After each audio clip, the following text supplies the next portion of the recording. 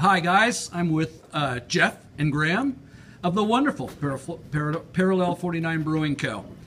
We got a couple questions for you guys. Let's start off with how did the brewery get started? Well, I guess it was about probably, I wasn't around then. I was a late addition to the team, but Parallel 49, I think, got inception over some beers over at St. Augustine's, probably a couple beers. They wrangled up 5 guys. They had a vision, and they made it happen. So we've been around for, coming up 3 years in June, and Graham Witt here has been involved kind of way before I was around making these delicious brews. So yeah, pretty much started in a bar, and here we are. Well, Graham, you're the man behind the beer program. When you're competing with your legendary Gypsy Tears, what makes that such an outstanding beer? Well, we approach this beer to be sort of a hoppy amber beer, but not overly bitter. So it's kind of a nice introduction to the kind of layman for hops, but it's not going to give you bitterness and throw you off. So we find when someone drinks one of these, after the first beer, they really start getting into it, and then it's kind of the gateway into the whole world of hoppy beers. That's awesome.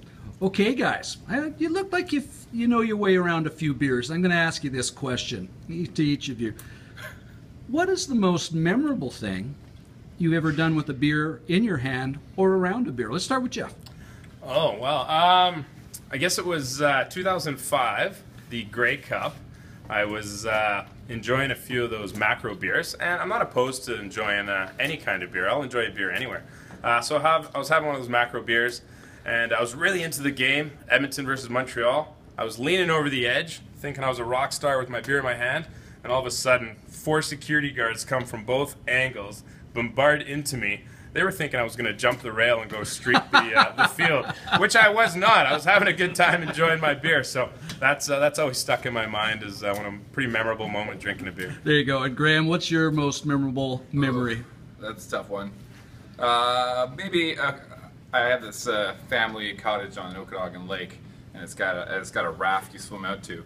And at the time I was a little younger, and I was into Bowen Island beer because their cans were always overfilled. So we'd bring flats out to this raft, and you just whip them into the water, and they'd sink. And you had to go dive down and get them. And then just got inebriated in the sun, diving down and getting beers. So that's probably my most memorable. We've all played the game of Beer Diver. It's a great game, and it's a fun game. All right, guys. You've been carrying around one beer in your car for the last 2 weeks because you have only one beer to drink with one person, either alive or, shall we say, passed on into beer heaven. Who would that person be for you, Jeff? For me, it'd probably be my grandfather, to get all sentimental.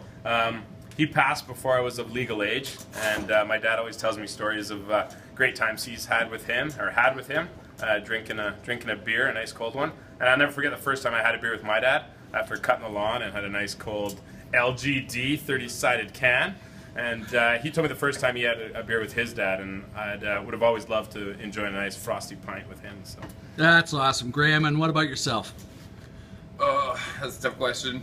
I might just cheat and say I'd probably drink a Czechvar or a Budweiser Budvar with my good friend Anders here from Persephone Brewing. Hey Anders, how are you, buddy? Fantastic. There you go. That's awesome. We're going to talk to the Persephone guys in a little bit here.